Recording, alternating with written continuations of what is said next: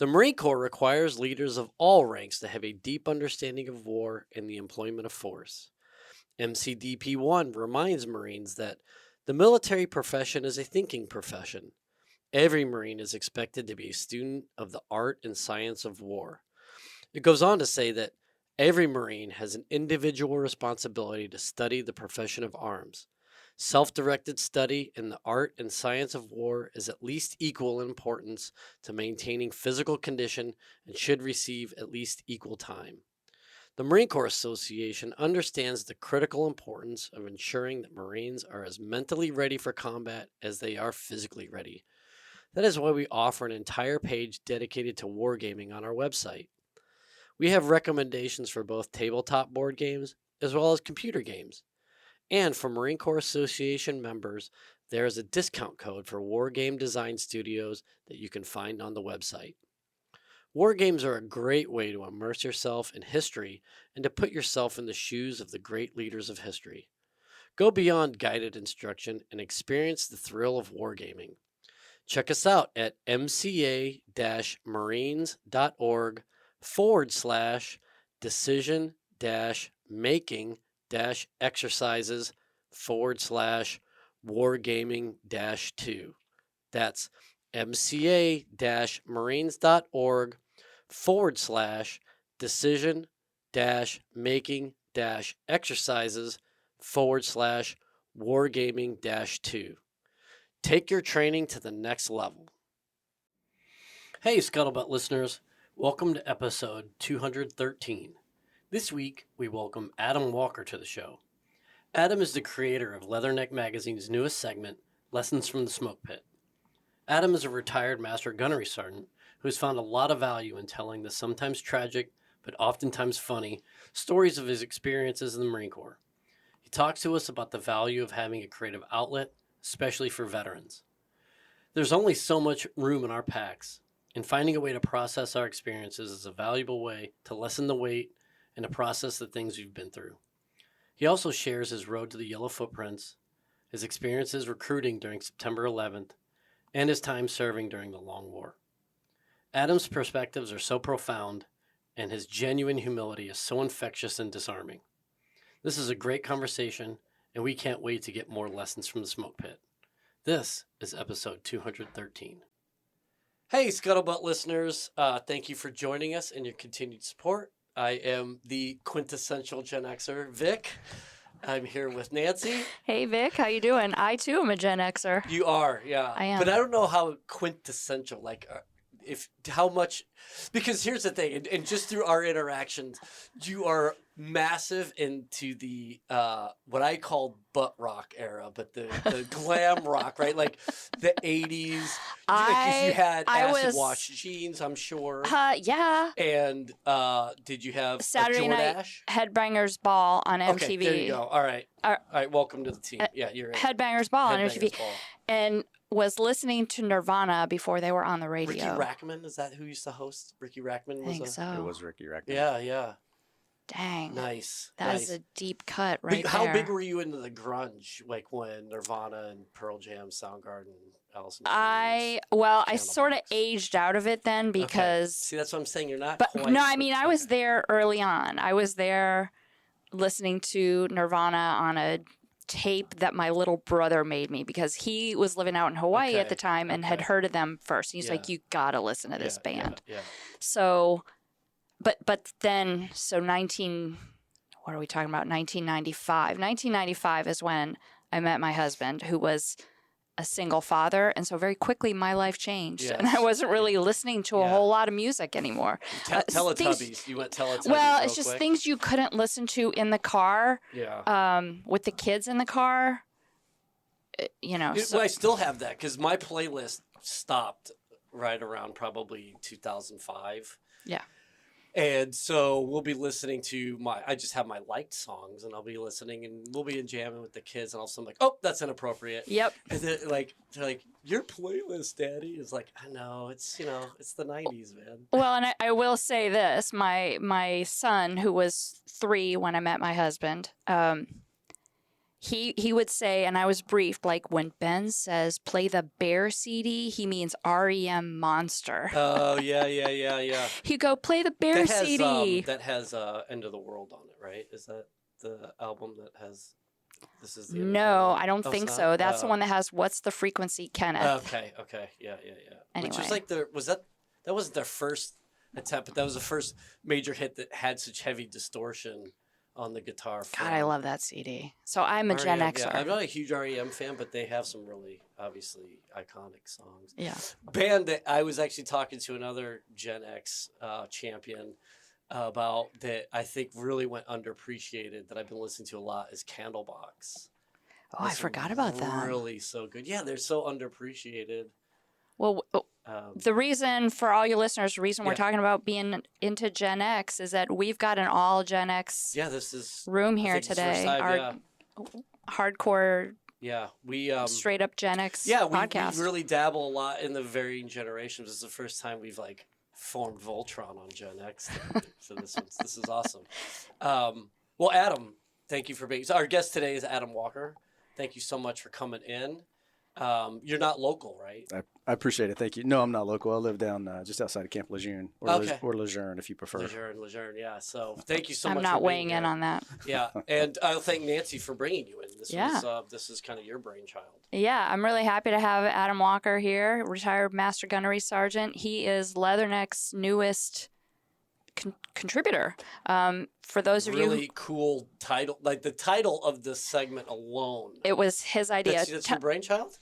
Yeah, it's, Dude, that's basically, I don't know where to start, but just to jump in, so this column is called Lessons from the Smoke Pit. Yeah. And so sometimes I have these things I write and I don't know where to take them, what to do with them, but I want to teach something. I want it to be brief. I want it to use, kind of like stories and to have a measure of humor. Yeah. And that's kind of my, I don't know, shtick, but that's kind of the method that I write in. So it's kind of short, it's storytelling, it's got a little bit of humor, but it often will leave you, the goal was to leave you with something to remember you. And really, I think I wrote somewhere, I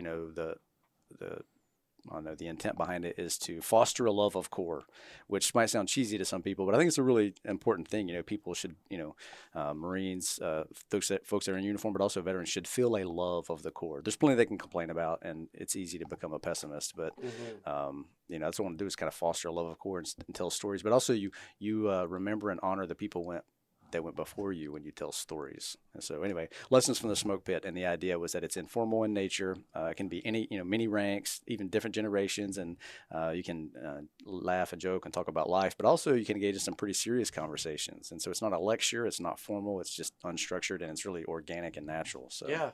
Well, I not that I ever had my finger on the pulse of anything when I was in the Marine Corps, but one of the things that I actually found a lot of benefit in, and I wasn't, like I'd started smoking regularly around during the invasion, and that was more, I think, because for all of our logistic challenges, cigarettes almost became like currency. It was like prison, right? And so that was something that I sort of latched onto. And then when I was a company commander and went back the second time, I used to call it smoke pit intel. And it was a way to gauge sort of the temperature of the company.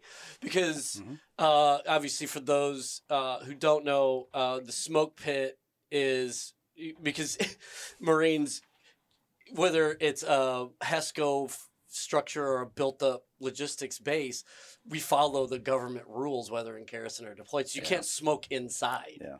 And so you would have to go out to this designated area. And where we were at, because of light discipline, the only light coming from the smoke pit or anything outside of the fob, our patrol base, was the cherry of the cigarette. So I could sit by myself and enjoy a cigarette. And none of the Marines knew really, especially initially, once they realized, like, oh shit, the CO's a smoker, that I was the one that was sitting there. And so they would just have their, like you said, very informal, hilarious, oftentimes conversations, but they would also do their complaining there too.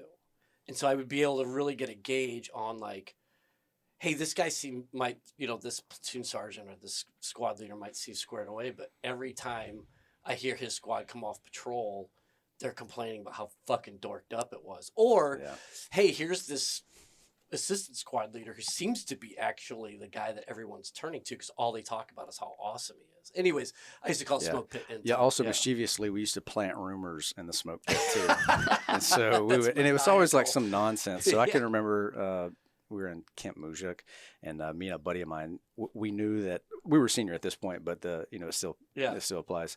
So me and my buddy knew that this one first sergeant was like always kind of looking for the scoop, and so we were talking, and we said, "Hey, we get back to Camp Schwab, Miley Cyrus is coming." Yeah, she's coming on the Wrecking Ball tour. And he's like, "Oh, yeah." And I says, "And they're going to send her up to Camp Schwab first, where all the warfighters are. So, and then she does the rest of her tour." And he goes, "Excuse me, gentlemen, did I hear this right?" And we're like, "Oh, yeah." And then he went back and briefed his company. "Hey, fellas, when we get back to Okinawa, Miley Cyrus is coming to Camp Schwab," which we completely fabricated. We completely made up. But we were trying to say, what's the flash to bang on this rumor? And then later he circles back and says, "Hey, Sergeant Major, I heard about the tour." And so he's like, "What are you talking about?" And like we've been doing stuff like that since we were Lance Corporals, know. Yeah. And before the internet, if you spread a rumor like on deployment or on ship, it would be a while before people could find out. Like we would say like, "Oh, this celebrity died," and people are like, "Oh my God, are you serious?" And then it would be like we'd get into port, and people would say, "That's not true." Yeah. Yeah, no, that's what I'm saying. It's So there's mischief, but then there are serious conversations. 100%. Yeah, you get this young kid who's like, "I think I'm gonna get married when I get back from deployment." And we're like, "Okay, let's talk about this, Tiger." Yeah. No, there's a lot that isn't said sort of in the official areas where that people are listening. Yeah, but I've been writing stories like that for a while, and I didn't really have anything to do with them. They just stacked up, and then I started this little blog a couple of years ago called "Take It on the Left Foot." It's got like 12 people following it, I think. But it was a way for me to organize and catalog things somewhere, and then various writing opportunities began to emerge, and then it slowly grew. Yeah. I mean, considering that we're right around 12 people too, it's a good number. Thank you. We can now have 24. Like if all 12 of your people join all 12 of our listeners. But yeah, you came onto the Leatherneck radar through the writing contest. I don't remember what year it was, and then I started. It sounds like I'm a stalker, but I guess I started following you on Instagram, and when I made the connection, like, wait a minute. I know who that guy is. That guy's the guy who wrote that piece for the writing contest. And maybe it was last summer before then, you mentioned something about having these stories. And so like the stalker that I am, I sent you a message and said, "Hey, would you be interested in having any of these published in Leatherneck?" And yeah, it took off. It was really interesting because I've never been on social media until about 2 years ago. So I never had Facebook or anything like that. But I've been writing. That's why you seem so well adjusted. Yeah. So then about 2 years ago, my wife and daughters are like, "Hey man, if you're serious about like wanting to do something with writing other than, stick them in your footlocker, then you have to get on social media." And so the girls were like, "Hey, get on Instagram." So then I started banging around the keyboard. I don't know what I was doing. And then, I just started kind of doing things on there. And I've been a big fan. There's a Marine named Gene Duncan. All right, he wrote a series of books years ago, which is a collection of sea stories, and the books are called Brown Side Out, Green Side Out, Run in Circles, Scream and Shout. And then there was another book called Raggedy Ass Marines by a guy named Tom Moore, who was kind of his libo buddy. The first book they actually wrote together, and it was sea stories, but it was though they were writing letters to one another. Fun! I haven't actually read that. Oh, it's so good. And they'd be like, "Hey, Gene, you remember that gunny we had when we were in, Camp Pendleton?" And there'd be a story, and then the next chapter would be him writing back. He goes, "Yeah, he was a good one, but remember that colonel?" And so I read those books as a young Marine, and they're really hard to find because Gene Duncan, he served from like 1950 to 1979, I think. And he wrote these stories, but when he went to publish them, he actually bought the machines and he printed them in his house. And he like bound them and put them together. And they're like little tan books. They're like, you put them in your cargo pocket. Yeah.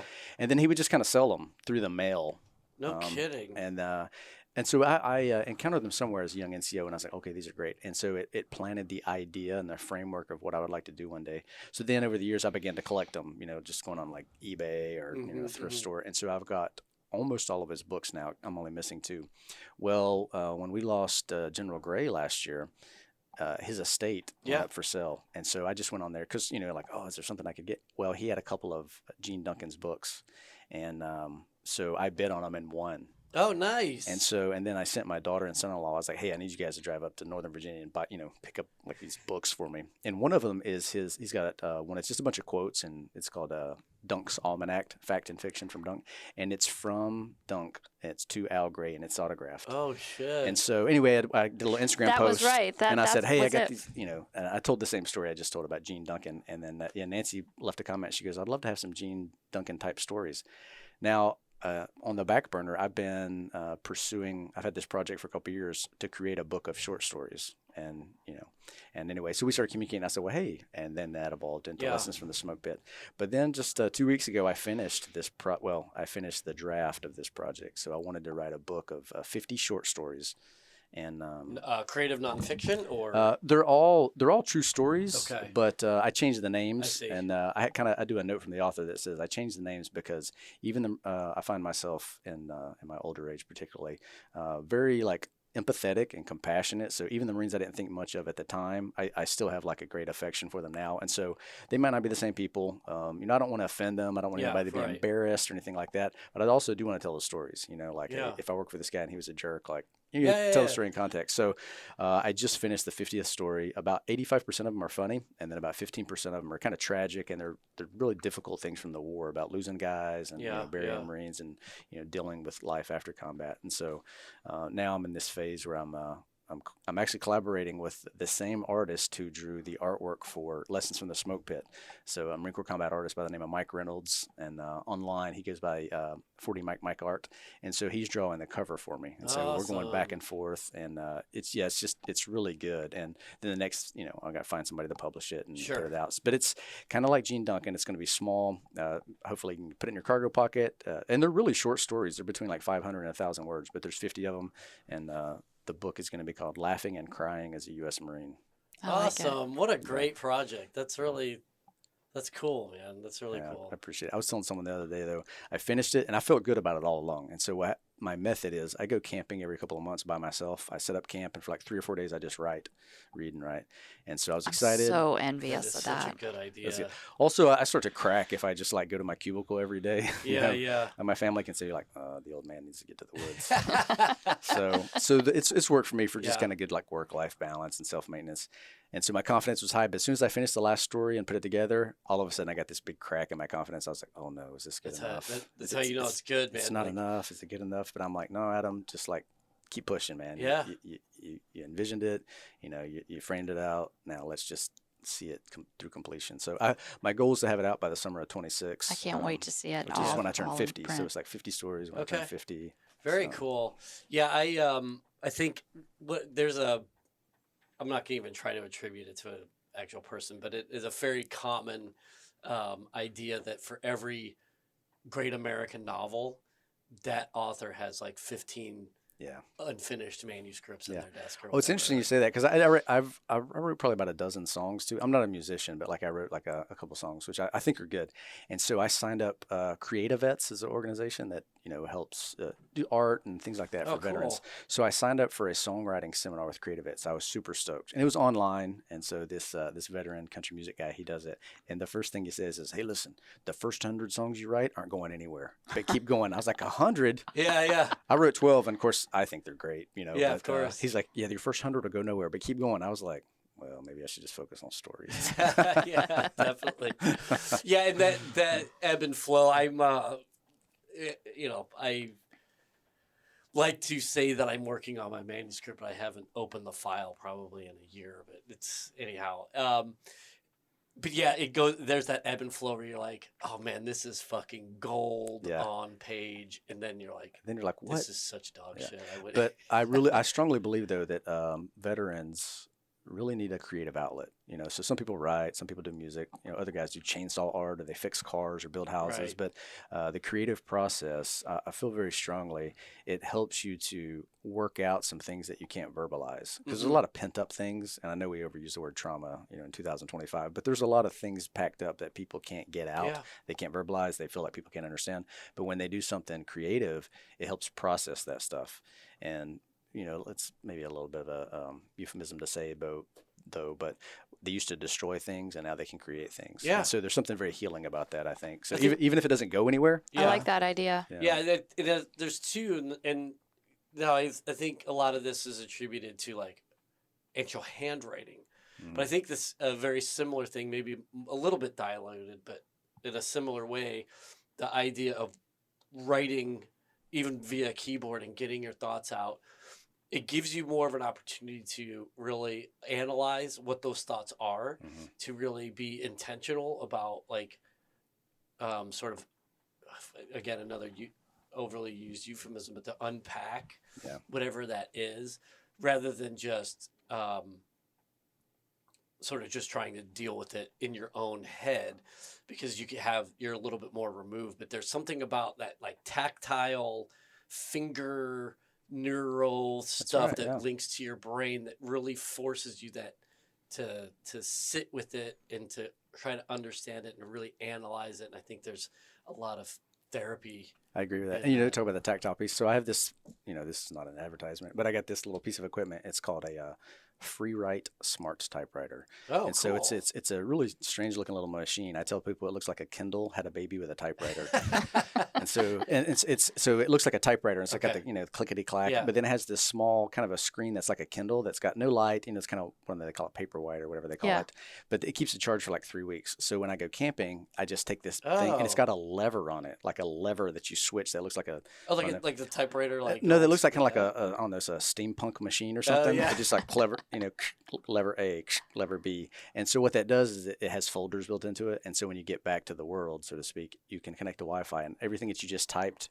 And there's no like formatting or editing. It's just like it's like a notes stream of app. consciousness. Yeah, it's just stream of consciousness. Yeah, and then when you go back, then you can upload it and put it in like a Word doc and edit it. So that's cool. It's a really awesome piece of equipment. What did you say it was called? Especially for it's FreeWrite. FreeWrite. Yeah, I'm it's writing that down. One word, FreeWrite, and it's a smart typewriter. WRITE.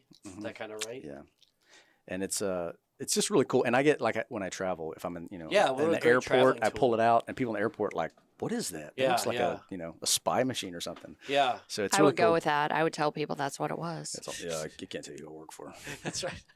But just cracking codes. No big deal. It works really good because I'm not tech savvy at all. I'm not.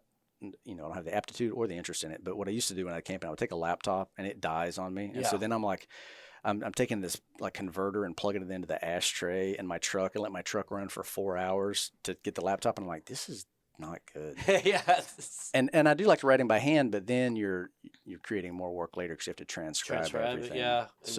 And when you transcribe, for me, if I transcribe something I've written by hand, that's when I'm like, oh, this is bad. When you're handwriting, you start becoming like a doctor filling out a prescription, right? You're like, what the fuck is that? I was like, what am I saying? This looks like Arabic. Like, what is this? No, 100%. Yeah. Well, so that unbelievably fascinating, and I'm so happy to hear about what you're doing now. If we could kind of go back a little bit, like what brought you to, like, what was sort of your journey to the Marine Corps and the Yellow Footprints? Was the Marine Corps always a thing you were going to do? So I was. It's true, but I was one hamburger away from joining the Army, and so whoa, yeah, stop there. Yeah, what the hell is that? So what that means is, you guys in and out or so? What's going on? No, so I always, from the time I was a little boy, I knew I wanted to go in the military. Okay, but kind of just in general. And you're in what area of the? I grew up in the Blue Ridge Mountains of Western North Carolina. Okay, so Henderson County. It's about 30 miles south of Asheville, and so I always knew I wanted to go in the military, and my childhood wasn't really great. I never lived in the same house longer than 2 years. I had 3 stepfathers. It was just it was very tumultuous. There was a lot of drama that I guess is common in America, in the world really. But I always knew I wanted to go in the military. And I knew several men who were veterans, and most of them had just done like 4 years in the Army or Navy and got out. I didn't know any Marines. And I don't know if it was because of my demographic, my generation, or what, but I felt like everyone should join if they can, and I wanted to. I wanted an adventure. I wanted to challenge myself. I wanted, and honestly, if coming from my background, joining the military is kind of like an opportunity for upward mobility in your life too. Right. So it's not like I was so poor I didn't have anything else to do. It's what I wanted to do, but it was also good for me. So anyway, this is mid-90s. Yeah, I graduated high school in '94. Okay. So I was born in '76. So I always knew I wanted 88. I always knew I wanted to go in. Now, despite the mullet and the earrings and the jeans jacket, I was like, Rambo had long hair, so totally. It plays out. So anyway, I decide at some point I want to be an Army Ranger because it just sounded fascinating. I wasn't interested in planes. Ships are cool, but I was like, no, I want to be in the woods. I want to it sounds silly now. It sounds so much like a boy, but I want to crawl under barbed wire and Yeah. I get it. jump out of things and get get muddy. it. So I was like, I want to be Army Ranger. And so I thought that I had to graduate high school first, before so I just kind of was going about life. I was a dishwasher, and I went to high school. So one day when I'm about to finish my junior year, this guy I knew, he was 2 years older than me. And the guy was like a stud. He was like a baseball player, and he had joined the Army. And so he comes home on leave, and he's in what Army calls Class A. So he's got jump boots, he's got a braid, and the dude's got a mustache. If you got a mustache in high school, that's like very manly. Oh, yeah. That's So hardcore. he comes in. He had like a good looking girlfriend, and he just comes in. He looks sharp, and the guy's stationed in Hawaii, and he's in Motor T, which I don't really know anything about MOSs, but in my mind, he must drive tanks, LAVs, like he just drives stuff. And then he tells me, I'm stationed in Hawaii, and I drive for the general. And now I have that in context, but at the time, I'm like, you got to be like. I thought maybe he was kind of like an assassin, security driver, all this the stuff. Praetorian Guard. Yeah, so I'm just really fascinated, and I'm like, wow. But I knew him 2 years ago when he was in high school, but now this is his life, and I'm like, oh wow, this is really close. And then he mentioned something about a delayed entry program, which I'd never heard of. I was like, what does that mean? He goes, well, you can enlist while you're still in high school. You just kind of sign up and get things squared away, and then when you graduate, you go to boot camp. I'm like, you can do that? And this was at the end of my junior year. He goes, yeah, man. He says, school's out in 2 months, so you'll be a senior, so you could join then. I was like, do you think I could be an Army Ranger? He goes, I don't see why not. So that afternoon, I drove straight to the recruiter's office, and I'm looking in the window, and they put like a yellow sticky, and they're like, hey, we went out for a burger. We'll be back. Oh, yeah. Because I was so kind of into it, I would have just joined, if they'd told me about it. Yeah. But while I was doing that, a Marine yelled at me. So he goes, what are you doing? And I turn around, and there's this, well, first off, there was a PFC on Recruiter's Assistance. I had known him in middle school, and then we went to different high schools. And back then, he was kind of a chubby kid, but now the dude was slim, just graduated boot camp. And my first thought was, oh, man, if he could do it, maybe I can do it. Yeah. Not that I was so much tougher than him, but just, totally. seeing someone you knew, and they did it. But then this sergeant, he was a combat engineer. He's probably only like 5'5". The dude was like the cockiest person I ever met. And he goes, who are you and what are you doing here? I was like, sir, my name's Adam. I was thinking about being an Army Ranger. And he's like, Army's a bunch of wussies. Get in here. That's what he says, right? And I love it. His interview with me was only like 10 or 15 minutes. And it went things like this. Hey, you can join the Navy if you want to, but you got to dress it up and say you're a SEAL. You can join the Army if you want to. You got to dress it up and say you're a Ranger. But if you join the Marine Corps, even if you're a cook, by God, you're a United States Marine. And he's like, when faced with the enemy, the women, he says the enemy throws down their rifles, and we're the best thing. Look at these dress blues. And he walked me around because none of the other recruiters in the office. He goes, look at this trash they're wearing. Look what they're wearing. And look at these dress blues. And so it's just hooked. And he's like, our boot camp is longer. We run longer on our PFT. And so really, like, I was sold. And I guess I never thought of it before because like my stepdad and these other guys, they said, Marines will brainwash you. Like I joke now, he said, because he literally told me, if you join the Marines, you'll never be able to think for yourself. I wasn't sure how to respond, but I knew my squad leader would know what to say. So anyway, so that's how I got in the Marines, though. Yeah, so I said, I'm doing it. And he says, all right. And he says, what do you want to do? And I scored really well in the ASVAB. I took the ASVAB very serious. Like, I never took the SAT because college didn't seem like a realistic, thing. And so I took the ASVAB real serious. I scored well, and he goes, all right, what do you want to do? I was like, I want to go in the infantry. And then he tried to talk me into, you want to go avionics or communications? And I was super offended. Even though I was only like 120 pounds, I was like, can't they see I'm a warrior? Yeah. So anyway, I joined the infantry. It's what I wanted to do. Good. And so I graduated high school on a Friday in 1994. And that Monday I was on my way to Parris Island. Yeah. And, too, like, obviously looking back behind the curtain now, as I'm sure you understand, like, that dude probably had some sort of thing that he had to fill for one of those programs. That's why when you get a high test score guy like that. And interesting enough, he was from Hendersonville, and then he okay. recruited there. And then many years later, I also recruited in Hendersonville. So Okay. Yeah, it's pretty cool. Yeah. That is cool. How long were you on the street? So I was only in the Marine Corps for 5 years when I went on recruiting duty, and I was out there for 3 years. Okay. And I was out there during 9/11. Really? Yeah, it was a recruiting duty was really tough. And, as I was a young grunt. I had 3 deployments. I was a sergeant. It was like a 300 PFT. I thought, I was very confident. And people told me recruiting duty was tough. And I didn't want to, talk bad about a staff NCO who was kind of trying to mentor me, but I was thinking to myself, no, you're just not tough. And then I got on recruiting duty, and I was like, oh my, this is miserable. Yeah, this is so hard. I did well. I was like recruiter of the year for RS Columbia, and I was married to a staff sergeant. But it was so that's where I think I learned emotional toughness. Yeah. And it was so RS tough. Columbia, that's 4th District? Sixth Marine. I don't know what it Are is you guys now, but sixth? at the time it was Okay. 6 Marine Corps Yeah, districts, yeah. and I think Because I was in Atlanta. okay, yeah. So, yeah. I'm trying And to we had RSS. So RSS Asheville is where I was at, Okay. and I was at a one-man PCS. Okay. I spent a year and a half in Marion, North Carolina, and a year and a half in Hendersonville, North Carolina. Yeah. So I was so happy to go back to the fleet when I called my monitor, because my first 5 years in the fleet, I was a 2-6, and just I had great mentorship. I really grew. I mean, my first battalion commander was John Allen. My second battalion commander was Joe Dunford. Like, it was a really good place to grow up. Yeah, I had a good squad leader. I had a phenomenal company gunny. So when I'm wrapping up recruiting duty, I called the monitor. I said, "Hey, I'd like to go to 2nd, 6th, or 8th Marines. First one's deploying." He said, "I tell you what, you can go to 17, 27, or 37, which are, as you know, all in 29 Palms." I was like, "Roger that." But I went 29 Palms, which was a really good No experience. double caxes, though, for you. No, just right out the back door. But, Yeah, that's right. but it's tough. But when you do CAX, though, you can't go home, even though your house is right there. Mhm. So Yeah. so I went to 3-7 after that, and that's who I went to Iraq with. The first 2 times. OF 1 and 2. And I definitely want to get into this because we were talking when Nancy introduced us, and then before we started recording, we kind of traveled in a lot of the same orbits. Yeah. One of the epicenters of that is Trent Gibson. Legendary man. Yeah. Yeah. Kilo 6. Yeah. So, can you talk a little bit about your guys' deployments? You went out.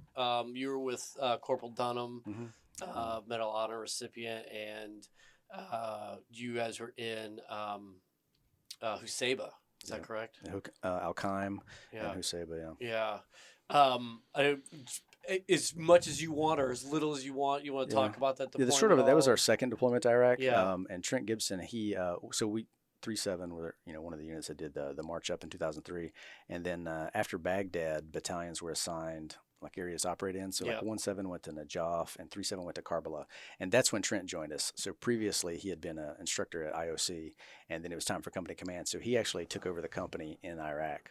And we finished up that deployment, came home. We were only home and something that I find very fascinating, but I think it's common with my generation, is after OF 1, we thought like the war was done. That's it. I was like, we're going to be the only MFers with combat action. Yeah, because like, oh my goodness, like 2-7, our sister battalion, they got stuck on UDP for a full year, and so we're kind of like, hey, we got our turn, because the generations preceding us, they did, the Gulf War, they did, Panama, Grenada, Beirut, everything was short in duration, right? Might have some Somali vets. Yeah, Somali vets. Yep. Couple maybe. If someone was lucky, they did an East Coast move that went to Kosovo. That's right, yeah. Or somebody maybe did East Timor, staying on the West Coast. So everything was short, right? Yeah. So it's kind of like, oh wow, and U-based. And so we're like, all right, we got the big one, now we're good. So we really thought we'd go back to like Muse and UDPs and Libo, and so there's no idea that we would, this would dominate the next, 20 years of our life. But we were only home 2 months, and I'll never forget how they broke the news to us. We were home 2 months. We had this formation because we were going to drive to Vegas and go to the ball, and at the formation they said, "Hey, gents, we're leaving. We're going back to Iraq. We're leaving in 2 months." We're like, "What?" And I always thought they could have waited until after the ball. You know what I'm saying? Because the wives were crying, the young guys were like, they had no reason to not hold. Back. So, now it's So then, so we were only home 4 months. Then we get OF2, and we went up to Al-Qaim. We were the first Marine unit up in that area. We were relieved the 31st ACR Armored Cavalry Regiment of the U.S. Army, and it was a tough deployment. We lost a lot of people. It seemed like every time we went outside the wire, they were, You were staff NCO at this point. I point. was a platoon sergeant. So both of those tours, I was a platoon sergeant, and so I worked with some really phenomenal Marines, and it's interesting to think about it, but I was kind of an old guy at 27 years old, Yeah, no, that's right. Yeah, and I had back then. There weren't really many sergeants. There was 4 sergeants in the whole company, so 1 per platoon.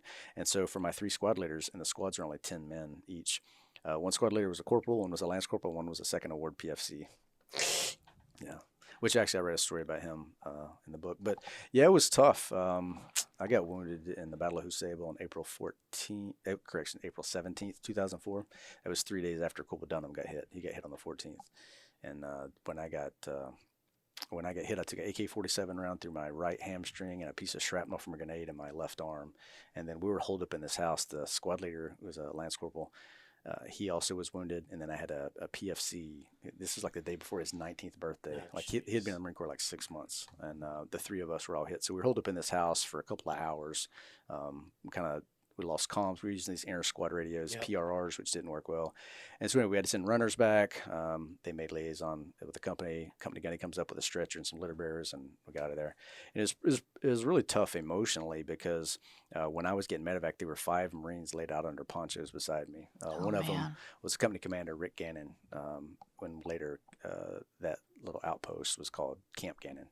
And so it was really difficult. And he and I lived I didn't know him well. I mean, he's company commander at one company, and I was a platoon sergeant in a different company. But back at 29 Palms, it's small, right? Yeah, and so yeah. basically all the staff and station officers lived on this one street out by the golf course. And so, like, when I got medevaced, I came home and went right by his house. And I just, you start, it's emotional. It's not objective thinking. But I was like, oh, why did I come home? And he didn't. He had 4 kids, Yeah. and I wound up having 4 kids. And so it was a very difficult thing. But I was home about less than 90 days, and I went back to Iraq to finish the deployment. Which is actually, there's a good part of that story. I felt like I got to get back. I get it back. And my wife was pregnant, like 9 months pregnant with our 3rd child. But I really felt like I needed to get back over there. So I was jumping through hoops. I was being aggressive, like, hey, I'm the priority for the regiment getting back over there. Well, this young corporal hears me, and he had been wounded in medevac. He's from weapons. His name is Hammock. Shout out, Mr. Hammock. Right? So he comes up, he goes, Staff Sergeant, you going back? I said, yes. He goes, I'm going with you. And so I said, roger that, stay with me. And so anyway, we just, coordinated with higher headquarters, and we got a flight back to Iraq. And I think we were the only 2 guys to get medevac all the way back to the States and to come back. Heck, yeah. And but what was terrible is the day I was flying, or they drove me down to March Air Force Base to get on and flight. We got a phone call, and my platoon had got hit that night. And so 3 guys got killed. 1 guy lost his arm at the shoulder, and they were all guys from my platoon. So it was just horrible. Jeez. And I made it back. Probably took 72 hours to get back, and I made it back just in time for the memorial service that we held on base in Huseva. Yeah. Or correction, on Al Qaim. And so we did the memorial service, and they had replaced me. They had a combat replacement that took over my platoon, so I thought I would get shifted somewhere else in the battalion, and I was like, hey, that's how it goes. But I was incredibly humble and grateful that my company was like, no, Walker, that's your platoon. You got your platoon, and that combat replacement, they moved him somewhere else. And so I felt just very humbled and really grateful to go back with my guys. Yeah. And then we finished our deployment together, and what year was that? 2004. Yeah. And it was a tough time. My company gunny, who had came up to bail us out, he got killed about a month after I got back too. And so it was really difficult. I think earlier you guys had talked about that movie, The Gift, which they made about it. You'll kind of see in there, you'll see this one young man, and it's our company gunny's son. And so the scene where the guys are hiking up in formation to the memorial service at the graveyard, he's the kid. He's young. At the time, he's like 20. He's carrying the guidon, and he's wearing a skivvy shirt that says Gunnery Sergeant of Marines that belonged to his father. Oh, and so it was very powerful to have him there with us, because as you look at it, the guys hiking a formation are like 40-year-old dudes, and then the guy carrying the guidon is like 20. But back 20 years ago, the old guy carrying the guidon was like nearing 40, and they were all 20. And so it was a very emotional and powerful thing too. There's a lot of very healing as well too. Yeah, that movie still, The Gift that we're talking about, David Neese directed, who we're still trying to get on. We still have to get him on the show. Yeah, we had him, but technical difficulties. And I think he lives out west now in Utah maybe. Is that where he is at? I think so. He travels so much; it's hard to really nail down. I think he lives out of his suitcase. He's a really amazing guy, and he'll if you get a chance to talk to him, you'll get his story. But basically, I think he had a high school teacher that was a Marine veteran, and then one of the first documentaries he ever made was going back to Quezon and going with some Quezon veterans. I think it was called like a Walk in the Clouds or something. He's a Navy vet. He's a Navy vet, but he just really Marines had influenced his life, and it was just really powerful. Yeah, I mean, for those, please check out the movie, and all this stuff this isn't anything close hold or anything, but the whole reason why David got involved was because he was with Corporal Dunham on the flight, and he was random. Just so just taken by this young Marine, and then to find out that not only that he was killed in Huseva, but the way. He was just single-minded, focused to get the story out. Yeah, it's really powerful. So that documentary will tell you a lot more details. But there's some, because a lot of Marines now, they know who Corporal Dunham is. I mean, he's in our history and our heritage and legacy. A lot of people don't know that his birthday was 10 November. Yeah. Oh. And that is like, it's just one of those Yeah. kind of details that's just very moving. Yeah. But yeah, he was a handsome, strong, just strapping young guy.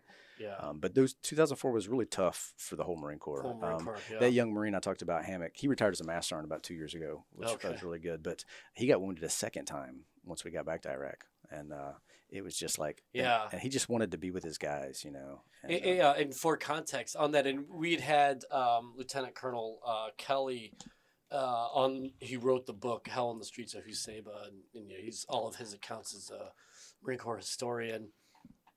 But one of the things that he helped me put into context is that Huseba wasn't on sort of the American consciousness because Fallujah and Ramadi. Yeah. I think Fallujah 1 happened basically almost at the same time. Yeah, and because Al-Qaim and Huseba were right there on the Syrian border, it was essentially, for lack of a better word, port of entry, right? So folks would, the border was very porous. They would come in and they would test themselves by fighting us while they were en route to Fallujah and Ramadi. Mm-hmm. And so a lot of times that was their first opportunity to fight Americans was with us. Yeah, it's really crazy. So what was it after that? So then when you rotate back? When I rotate back, me and my buddy Ferg, who had been John Ferguson, who had been Dunham's platoon sergeant, we were both selected for gunny. And so I spent a couple of months there in 29 Palms as a real baby face looking gunny, honestly. So it was pretty neat, though. My company gunny, who we lost, his widow came and for my promotion and took one of his chevrons and promoted me with it. And also one of my mentors, a guy named Scott McLeod, who had been a gunny when I was a platoon sergeant. He picked me up the night I was medevaced. When I came back to California, he picked me up. And they each promoted me, or one of their chevrons again. So it was pretty good. But then I got flagged. I was trying to come back east. I wanted to work at the School of Infantry. And then my first sergeant comes down and says, "Hey, man, your name's in the hat to be the monitor." I was like, "What?" I was like, "Isn't that just a machine that spits out orders?" And so somehow I got selected to be the monitor. So I actually came up here to Quantico, and I spent 3 years as the 03XX enlisted assignments monitor. Oh, cool. Which was, I learned a lot. I grew a lot. I mean, I never had a computer. I never had an email account before that. Never had a computer. It was like, it was really a big learning curve. But I'm a smart enough guy. I can figure things out. But it certainly wasn't intuitive. And the Marine Corps was growing during 202K-1000 during that time. So I came up here for 3 years, but I was TAD a lot. I mean, we went to Iraq 3 times when I was up here for what they call a RAV, retention assist visit. So we'd go to Iraq for like 29 days, just fly from fob to fob to re-enlist people and things like that. Yeah. So it was a good experience. Have the Marines take advantage of those re-enlistment bonuses in the combat zone. That's right. Yeah. Yeah. And it was, and I liked doing that, like, because I wanted to be where the guys were. And so it's pretty neat, even though I was, flying around the country with a laptop from headquarters Marine Corps. Yeah. So sometimes I got kind of embarrassed too, because people didn't know, like, okay, this guy's a grunt. And it was just kind of funny, like, I'm from headquarters Marine Corps with a laptop, and like, who's this guy? We're going outside the wire. Like, who's this guy? Now I already had 2 deployments, and I'd been wounded, but no one knows that. They just know, like, oh, give me a spreadsheet up. Oh, where'd you like to get stationed? Because one time I thought they were messing with me. They said, "Hey, we need you to visit this one company that's way out at this COP. So Cat's going to take you out there." And so the Cat platoon had this real salty, real like kind of cocky, and this stud of a lieutenant platoon commander. And so he comes up and he's got a big dip in, and he's like, "All right, hey, look, stay in the back. We gotta hit this house on the way out. We're looking for a guy. Don't get out. Just stay here." And then the career planner was with me. It's kind of like, he's showing me around. And the career planner had lap move from the band. I remember that. For some reason, I remember that. So I think they're joking with me, like, we're going to mess with this guy. But no kidding. They stopped. They set up a cordon, and they go inside, and they hit this house looking for this bad guy. Well, the last time I was in Iraq, I got shot. So I'm not just going to sit in the back of this truck. Right. So I get out. I post security. I stay nearby. When I come back, he's like, "I told you to stay in the truck," and I just remember, like, this is not my first rodeo. I'm not doing that. But I thought they were messing with me. But, it was an interesting role, right? Yes, I was a guy from headquarters Marine Corps, works in a cubicle, but every Marine a rifleman. Yeah. And I thought, if I get hit, no one's even going to know who I am, or like, this guy from headquarters Marine Corps got killed. Yeah. I just thought, what a terrible way to go. Well, that's interesting. We just had talked to someone just a couple days ago, Paul Thompson. Yeah. And it's his Vietnam era. And similar but different way, he had these set of orders too that gave him sort of free reign. He was a Like, Leatherneck staff writer, a Marine combat correspondent. Yeah. So That's he just amazing. and he had ACMAC orders, so he could just basically see space A wherever he wanted to go in the Vietnam theater. And so a lot of similar things like, who the fuck is this guy? Yeah. And like, he's got, 4-star orders. Yeah. And he's not like, and like, he tells us a story about this lieutenant. He's like, no, what unit are you with? Like, was just really getting at him. He's like, I'm not with, like, I don't have, anyways. Yeah, but it's pretty similar. wild. When I finished that tour up, though, I went back to the fleet and I went to 6th Marine Regiment, and or at the time we got RCT 6, and we went to Ramadi for almost a year. Okay. Yeah. By that time, I was a master sergeant and I was assistant ops chief, and so I had to kind of learn a lot about training, planning, and operations. I had a lot of growing to do, honestly, because I got promoted pretty quickly, and my peers were a lot more salty than me, and so I had to kind of make up with hustle what I lacked in maybe education or experience. Yeah. Well, it sounds like too, like your B billets were taking you out, like you weren't going to a schoolhouse or whatever centers of excellence. Yeah, and what I learned too is like my peers who had stayed within, like, say, training commands, like they worked SOI, or a lot of guys were TBS instructors, as enlisted guys.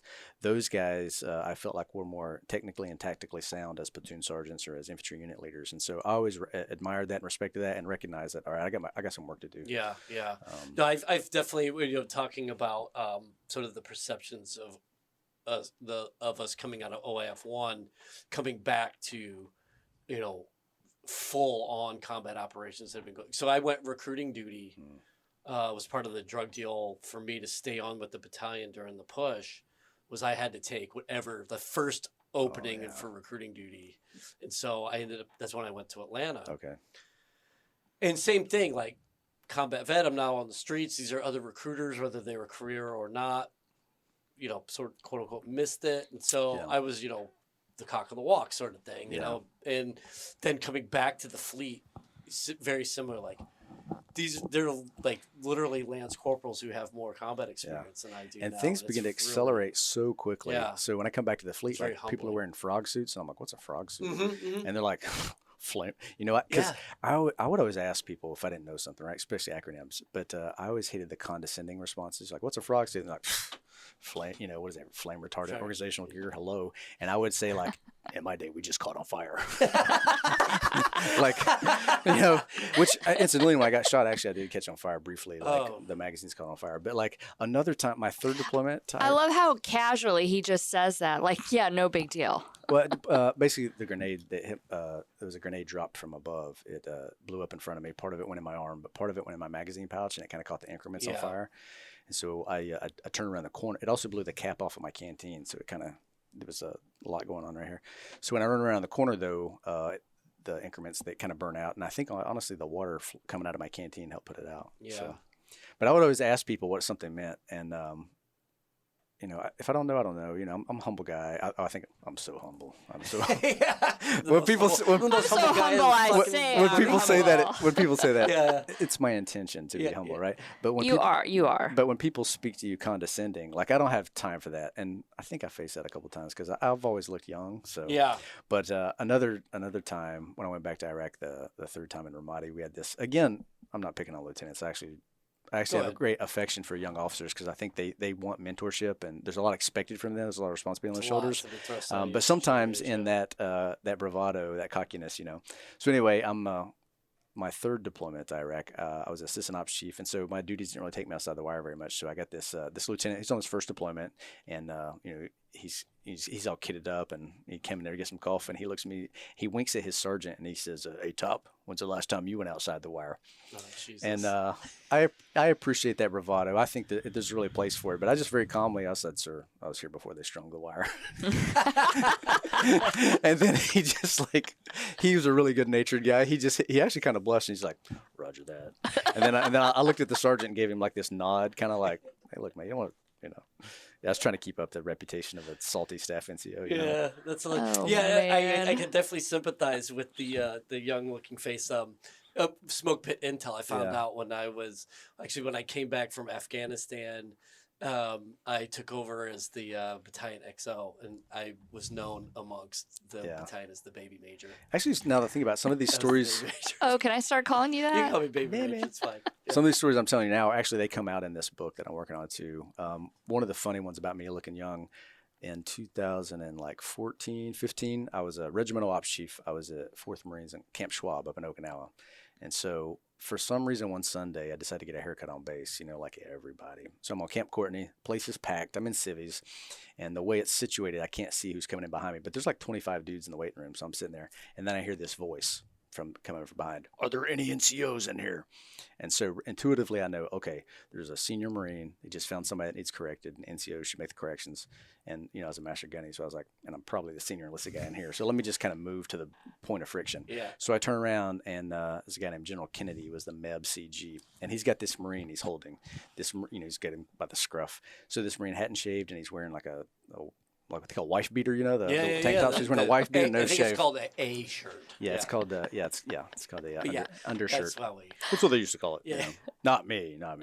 So right away, I'm like, okay. So I walk up to him, but before I can introduce myself, the general just looks at me. He goes, "Fix him, Sergeant."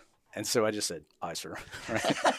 So I go square this kid away. I talk to him about selective disobedience and blah, blah, blah. So the next day, I called a MEB Sergeant Major, who's a buddy of mine, right? A guy named Howard Kramer. He's really a phenomenal Marine. And I came in. He was a monitor that was leaving when I was coming in. So he kind of helped train me too. So just a phenomenal Marine. Yeah. So I said, "Hey, brother," I said, "I heard there was an incident yesterday with your boss down at the barbershop." He goes, "Oh, yeah, these knuckleheads." He goes, "But there was a squared away NCO or a squared away sergeant that took care of him." I said, "Yeah, just I was that sergeant." And he started laughing. He's like, "You boot. I'm going to go down to the boss's office and tell him right now that his favorite sergeant is the regimental ops chief."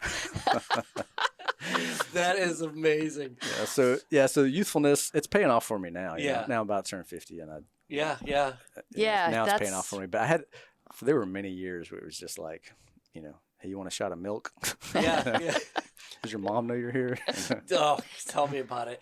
Yeah, I actually had the opposite. So we were almost like the odd couple. A very good friend of mine, Bill O'Brien, he retired as a colonel, but we were both majors in Afghanistan, and there was this big rumor that then I think it was your 2-star General Berger. I think it was 1 or 2. Was going to be on deck, and so everybody at Camp Dwyer was sort of on pins and needles, like, when is this? Anyhow, so my buddy, he's prior enlisted too. He was a gunny actually when he took his commission, but he looks old as the damn day is long. He's hilarious, dude. But anyway, but he's also bald, and so we go in. We're taking our our foot lockers and stuff into mail. And so we go into the mail room, and this young motivator just sees a bald white head from an old guy and sees something shiny on his. He's, "Attention on deck!" And so we're like, "Hey, carry on." So I think he actually at one point even said, like, "Good afternoon, General Berger," or whatever. Yeah. And I was like, "Oh shit, dude." That's amazing. So here's like the youngest looking major, the oldest looking major walking into. That's awesome. It's almost like the beginning. I of a really do joke, like right? that about the Marines, though. You get people from all walks of life. Yeah. They come from different backgrounds, demographics, just all kind of stories, and you meet some really fascinating people, and then they lead to some really hilarious situations. Yeah, that's good. Yeah, so I had got to experience a little bit of the opposite. So what are you doing now? So I guess you retired. What? 18? I retired summer of 19. 19, out okay. of 3 MEF. So I spent my last 5 years in Okinawa. Okay. And then when I retired, I really took like 2 years off. And so I came back to North Carolina. I'm a North Carolina native, but I had a little house at Lejeune, or in Jacksonville. So we settled down there, and I kind of just was trying to decide what I wanted to do. Mm-hmm. I really considered being a high school junior ROTC. Okay. And I interviewed with a couple of schools, like one in down the Ohio-Kentucky border, down in Alabama, and was accepted, but it just didn't seem quite right, or something didn't work out, so I never accepted that. And so then I was just kind of like, I spent a lot of time camping. I was, got chickens and the garden, and you know what I mean? I was just really enjoying life and living real simple, like a 25-year-old minivan. But then I was down in the Lejeune area, and, I'd only been out 2 years, and someone calls me and says, "Hey, this company is looking for a guy that knows the 3 shop." I said, well, I'm not really looking for work. And he's like, we just call them, man. So anyway, it wound up working out. And so now I got a job with this company, and I support the Marines, and I work in the 3 shop, and I really just do some nerd work for 8 hours a day. And so I like it, but it's a very narrow lane, and it relieves some pressure on the Marines who, active duty Marines, they have to wear like 10 hats. Yeah. And so if I can, relieve a little bit of that, I have, a narrow lane of responsibilities, and I try to give them some expertise and do that. But it gives me good work-life balance to, go camping, ride, visit buddies. I have many adventures, like little small adventures all the time. Like I just went out and did the Baton Death March Memorial Hike with some buddies out in New Mexico. And so I do kind of little things to, not just live in a cubicle. But. Yeah. And you guys from 3-7 still meet up all the time, right? Yeah, there's clusters. There's a cluster of guys in Arizona and another in Oklahoma that are pretty tight, and then I see guys episodically, Yeah. But we still stay in touch quite a bit, and some guys don't. Some guys as they're kind of trying to healing and moving on with life, it's easier for them to not have as frequent contact because it brings up a lot of kind of memories and hurt and things like that. So I think people have different coping mechanisms, but it's certainly good to have camaraderie and to stay in touch and get back together. So a lot of us still do. Yeah. I like that. I will say, as much as I will shout from the highest ramparts about the need for community and especially for veterans who are in some more of these austere locations, the absolute how critical it is. I don't follow my own advice as much, and because it is hard. I remember, and I was actually still in uniform, but I had come across some of the guys that I was deployed with the second time to Iraq when I was company commander, and we just had some, how deployments work. Like you're like right as you're about, once you're done with your workup and you're about to get on the plane, like that is when you're at like the chef's kiss of unit cohesion, right? And then it just inevitably just starts kind of going downhill as you've got all of these, like you said, we had our own battle space. So I had units out all over the place. I had folks even back at Al Assad who were helping with logistics stuff, and just personalities and close quarters and things kind of start to fall apart at a personal level. Yeah. Anyways, just getting back in with those guys and sort of walking that ground again, and like realizing that a lot of those wounds really were still very fresh, and it was all emotional, right? And so next thing you know, like fucking bawling out and all these things, just trying to like talk about like, I love you, man, like that kind of shit. Yeah, but relationships are important. Time together is important, and humor can help. When we did that reunion at Dunham's family property, and that scene in the film where you see us marching up there. Yeah. So I had a chance to speak to the guys at that little ceremony, and I recognized we needed a little bit of levity, because Trent had just spoken, and then I was kind of speaking, and so it was a very emotional time. I mean, we had bugles, we had bagpipes, or not bugles, but like taps, someone playing taps. Right. We had a rifle detail with bagpipes. It was a really classy thing. So anyway, I'm talking to the guys, and I recognized we needed just a small measure of levity. So, I started off by telling them like, hey, when we were young, we fought together. We knew each other so well that we could recognize each other by our silhouettes in the dark. And then I paused and said, some of your silhouettes have changed. And it really kind of broke things. Everybody started laughing because these guys all look down. They got beer bellies. And, they're in their 40s now. So it was good levity. But that community is so important. I'm actually grateful I live in this bubble, down at Camp Lejeune, because there's a group of guys. We call ourselves the Graybeards, and there's about 15 of us, maybe 20. We're all retired Marines. Most of them are Master Guineas and Sergeant Majors. And we have this text group, and every morning it's like, good morning, fellas, or it's Field Day Thursday, boys, or stand by for that's Libo. Nice. We do that every Monday through Friday, and then once a month we get together and have lunch on base. And they see us coming too, they're all, because we're like loud. We're like, really, if you get any peers together, they're like being Lance Corporals again. So we're laughing and joking. But then also we talk about kind of life things too, because now, we got kids getting married. Some of them are grandpas. And but yeah, we stay in touch, and we're really a mixed bunch of people too. If you see like our photos, we're all like different size, shapes, colors, just almost everybody's got a beard. That's about the only. And we're all retired Marines, So, but literally, when guys have a hard time, there's encouragement, there's help, and then there's just camaraderie, just fun together. So, I'm really grateful and we've been doing this together about 2 years now, I guess, maybe 3 years now. We need to find you a group like that, Vic. I would break it. Actually, one of the things I am wanting to start up, and if you're in the Nova area, like, hit me up. I wanted to do a veterans Bible study, a sort of non-denominational thing, not necessarily linked to a building or a church or a denomination, but just veterans in the area who want to do a Bible study. And I don't know, we could just do like, start at Genesis chapter 1, just go through the whole thing. Anyway, stuff like that. But yeah, it's hard. I've got one of my very close friends who I met him at TBS when in O'Bannon Hall, for those who know TBS at all, was in the middle of renovation. They hadn't finished it yet. So here's 350 lieutenants that descend in our barracks. So they're like, you've got 2 days to go find a place to live. And so it was like, wow. There's a guy that I went to OCS with who came out of the Philly office. And so his buddy that he was on recruiter's assist or on, whatever that intermediate time when you get your commission and you get your school seat. He's like, hey, this dude's good shit. His name's Del Plazo. And so like, all right, let's go find a place to live. And so then we ended up living together out like Dale City or something crazy. Yeah. Anyhow, we're still very close. He lives just, probably 7 miles away from me. And we try to get together as much as we can with our families and stuff. But yeah, so many folks are like to the winds. And like you said, just life kind of gets in the way a lot of times. But yeah, I'm working on trying to get that community thing going because I do. You do talk about it a lot. You tell all our guests how important it is. It is so very important. But I have, contrary to maybe the podcast, is like I found, and I think this was during the pandemic, how I'm more like a charismatic introvert. Like I actually do like there's that book, was it Bowling Alone? I'm like, that would be awesome. Yeah.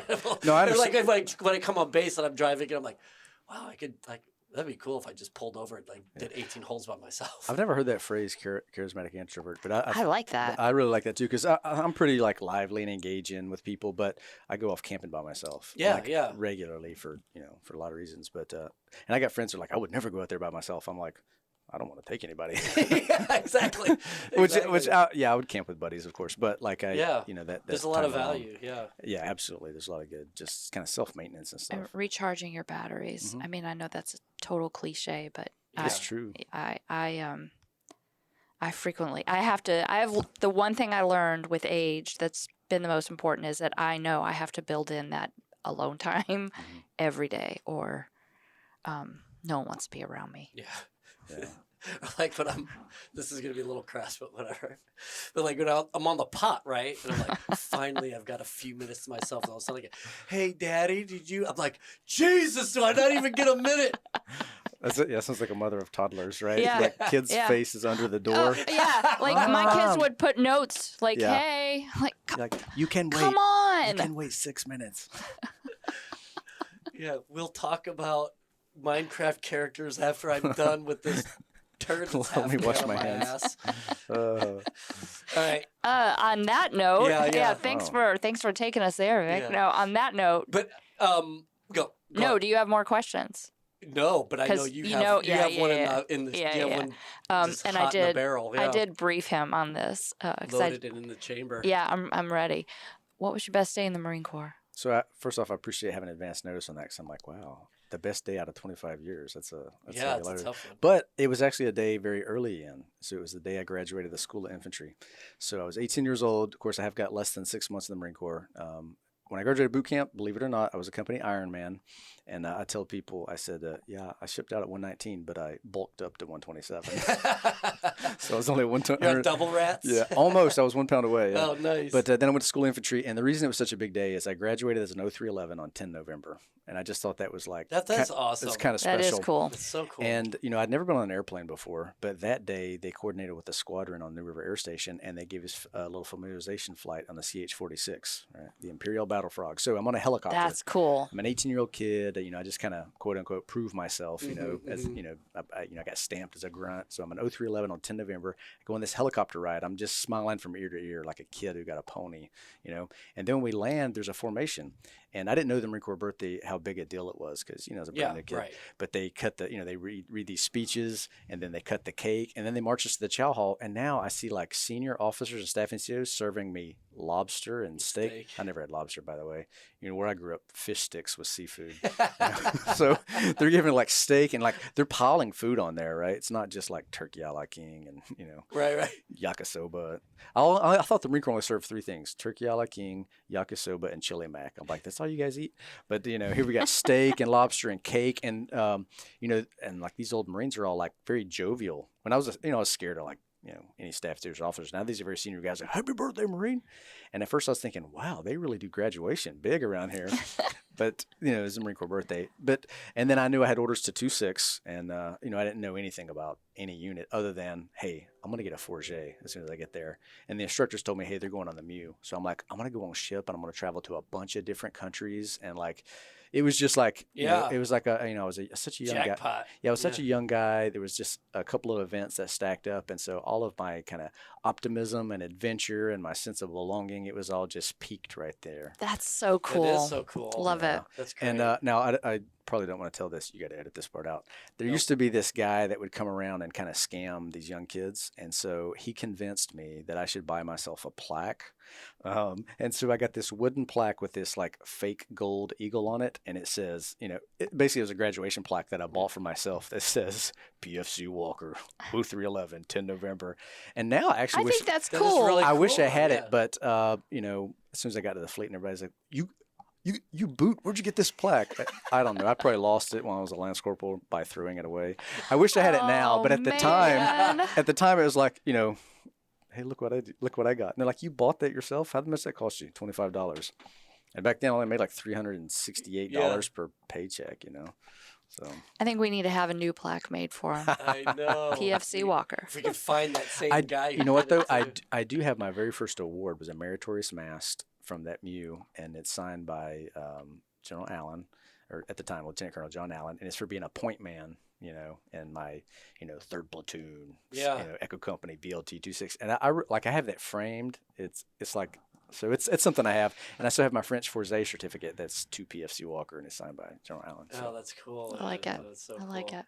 Yeah, I love hearing stories about those sorts of little things because they do, when your head's so high into the overall Marine Corps thing, you lose sight of like those little things. I got it schooled up on that. One of my CO battalion commanders, like, I have NAM authority. Mm-hmm.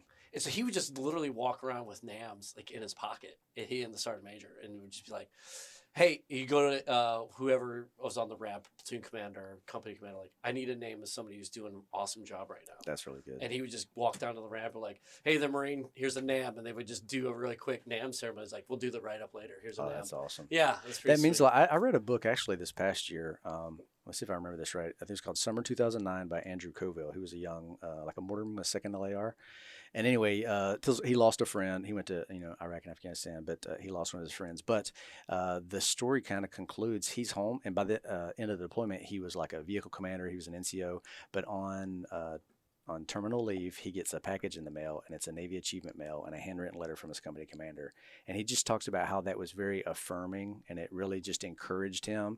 That this company commander took the time to honor this NCO who's getting out. Because if you stay in your life, where you can get cynical about awards and things like that, but for him, it was just validating and affirming. And I just thought that was a very beautiful thing, And I thought, man, and I think he mentions the company commander by name in the book, but I'm like, man, that's very classy. Yeah, and made an impact on this guy's life. And now he's a veteran, and he's doing good things in his life. He's very successful, but he just captured that tale in his book, and I thought that was really, really special. That is cool. That is cool. Yeah, because what's easy to forget is that the lifeblood of the Marine Corps is that young Marine that does 4 years, and they're young, but they do phenomenal things. They're working their asses off. Yeah, and they're very impressionable, and also those 4 years will impact their life like nothing else. Like no other period in their life has such an impact as that 4 years, from 18 to 22 years old. And so I like to hear those stories later about the people that influenced them, the leaders who, just cared and invested in their lives. It's a good thing. And it's an example for those who continue to follow on. Sure. Yeah. It's so easy to just get caught up in the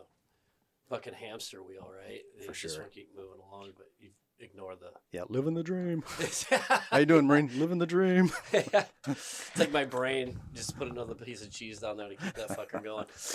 So where, besides Leatherneck, where Lessons from the Smoke Pit appears quarterly, and where can people find you? Really, so the only social media I have is Instagram, and of course my name is Adam Walker, but my little handle is called Take It on the Left Foot. And I have a blog if we want to increase these followers to, we'll put it in the show 13, for sure. Jump from 12 to 13. It's called, and I really haven't managed the blog in a while. It was just a way for me to catalog some kind of writing. But anyway, it's takeitOnTheLeftFoot.com or on Instagram, Take It on the Left Foot. Awesome. Well, Adam, this is so enjoyable. Thank you for you. making a Friday morning like so really. I appreciate it. I'm really humbled. I can remember being like a Lance Corporal and telling my squad leader, like, I want to be in Leatherneck Magazine one day. I thought that was the epitome of like Marineism. I really did because, believe it or not, Leatherneck Magazine came to my high school.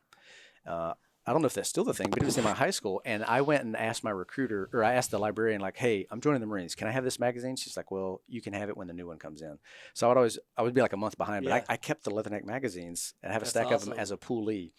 And so later, I was on Super Squad back in 1996, and of course you don't know anything when you're young. So Combat Camera comes around. Yeah. Maybe they're PAO at the time, I don't remember. But my squad leader says, "Hey, I'm gonna go tell that kid you want your picture in Leatherneck." He had nothing to do with Leatherneck, but he was a guy with a camera. And I remember my squad leader saying, like, "Hey, this guy right here, he just got married to a corporal. We just won Super Squad. He wants to be in Leatherneck Magazine." The guy took my picture, but he was like, "Whatever, I don't know." So anyway, it's now kind of be a quasi grown up right now, and to have this relationship, with Leatherneck Marine Corps Association, and to write, it's really, to me, it's like, I kind of feel like not that I arrived. I really appreciate it. I value it. Yeah. Well, we are thrilled to have your wisdom, your leadership, and your wit as part of the magazine. The wit is for sure. Yeah. I appreciate it. Thank you. I don't have any real tangible skills, so I'm really trying to get all I can out of this. Yeah, you got it in spades, man. So I'll say, yeah, I read, I write, I speak, because I don't have any real skills. Those are skills, trust me. Those are skills. Well, like we were talking before we started recording, as aging Gen Xers, you have memes. Yeah. Oh yeah, that's it. Yeah, that's how I convey very deep thoughts. Yeah. All right, Adam, thank you again so much. No, I appreciate you guys. Thank you. Scuttlebutt is a production of the Marine Corps Association. You have heard the voices or contributions from Major Vic Rubel, USMC retired, Nancy Lichman, William Truding, and our guest. Ty Frazier is the editor, sound engineer, and technical producer. The Marine Corps Association is not an agency of the U.S. government. The opinions expressed in this episode are the personal views of the participants and do not reflect the official position of the United States Marine Corps, the Department of Defense, or the Marine Corps Association.